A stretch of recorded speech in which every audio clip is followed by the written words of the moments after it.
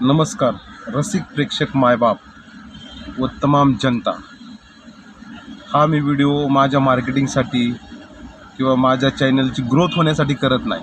तुम्ही लाईक करू नका, सबस्क्राईब करू नका, काहीच करू नका। फक्त मला एवढं सांगायचं आहे, या राज्यकर्त्या लोकांना संतोष भैया देशमुखवर एवढं क्रूर पद्धतीने त्या मारेकरांनी, नराधामांनी एवढं क्रूर पद्धतीने मारलं त्यांना। ते जे फोटो बघितले, अक्षरशः डोळ्यात पाणी येतं माझ्या।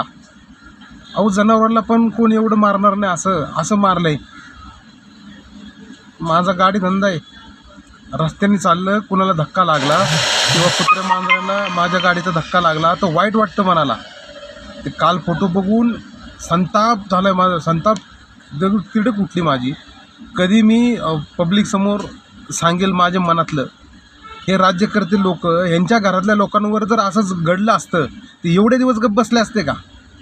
हे फक्त इलेक्शनच्या पिरियडला दादा, शेठ, भैया असं म्हणतात, आपल्या घरी येतात। त्यांना भेटायला, जर आपलं काही काम पडलं त्यांना भेटायला अपॉइंटमेंट काढावं लागतं। आपण त्यांना निवडून दिले, आपण मूर्ख आहोत ते सांगण्याची ही वेळ नाही आहे। मला एवढंच सांगायचं आहे सगळ्यांना, राज्यकर्त्या लोकांना, जरा माणुसकी दाखवा। तुम्हाला मन आहे का नाही? फोटो बघून मला अनेक ते फोटो माझ्या डोळ्यासमोर येत आहेत। निशब्द आहे, निशब्द। जनावरांना सुद्धा एवढ्या क्रूर पद्धतीचं मारणार नाही, एवढ्या क्रूर पद्धतीचं मारलं आहे। सरकारने आता तरी जागा झालं पाहिजे व त्या नराधामांना फाशीची शिक्षा दिली पाहिजे, नाहीतर त्यांना पब्लिकच्या हवाले करा। पब्लिकच त्यांचा न्यायनिवाडा करेल। बस हा व्हिडिओ त्या राज्यकर्त्यांपर्यंत पोचला पाहिजे, एवढंच करा। जय हिंद, जय भारत।